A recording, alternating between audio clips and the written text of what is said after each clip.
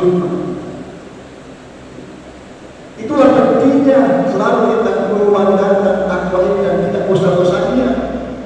Ya selalu harus kita memandangkan. Karena derajat seseorang di sisi Allah itu bukan karena pangkat, jabatan, kedudukannya, tapi derajat seseorang di sisi Allah itu tergantung takwanya. Jadi dia walaupun dia seorang raja, presiden, pejabat tinggi dan lain sebagainya, orang yang kaya, tetapi kalau tidak bertakwa, maka hina juga di hadapan Allah Subhanahu wa Ta'ala. Walaupun dia rakyat jelata, tetapi dia bertakwa kepada Allah Subhanahu wa Ta'ala, maka tinggi juga derajatnya di sisi Allah Subhanahu wa Ta'ala. Jadi takwa ini kalau kita melihat dalam Al-Quran ada beberapa tempat. Walaupun sebenarnya ini kata takwa tidak ada definisi dari Rasulullah. Hanya pernah ditanya oleh Rasulullah apa itu takwa, maka hanya Rasulullah menjawab takwa itu dengan adanya takwa itu di qaul, di hati. Tapi kalau kita melihat dalam Al-Quran surah Al-Baqarah ayat 2, Auzubillahi minasyaitonir rajim. Bismillahirrahmanirrahim. Zalikal kitabu la raiba fihi hudan lil muttaqin allazina yu'minuna bil ghaibi wa yuqimuna ash-sholata wa mimma razaqnahum yunfiqun wallazina yu'minuna bima unzila min qablik wa bil akhirati hum yuqinun. Jadi penafsiran dari ayat ini bahwa kitab Al-Quran ini tidak ada kekurangan sedikit pun di dalamnya dan petunjuk bagi orang-orang yang bertakwa. Jadi Al-Quran ini petunjuk bagi orang-orang yang bertakwa. Kemudian selanjutnya disebutkan siapa yang bertakwa itu.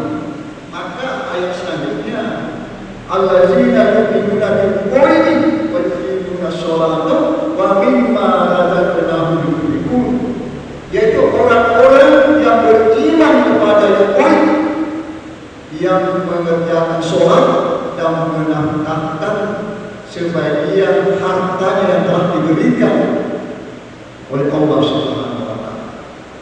Jadi menurut penafsiran ulama bahwa beriman kepada yang gaib itu ya sesuatu yang tidak nampak, tetapi harus kita yakini kebenarannya, harus 100% harus kita yakini walaupun tidak nampak.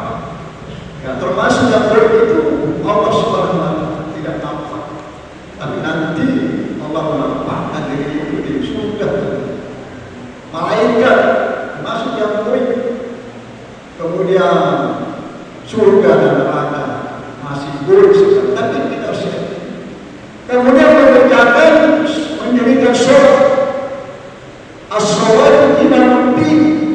Sholat itu adalah tiang agama.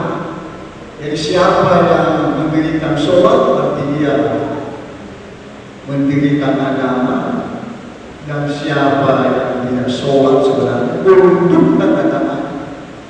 Dan ini pokok daripada takwa.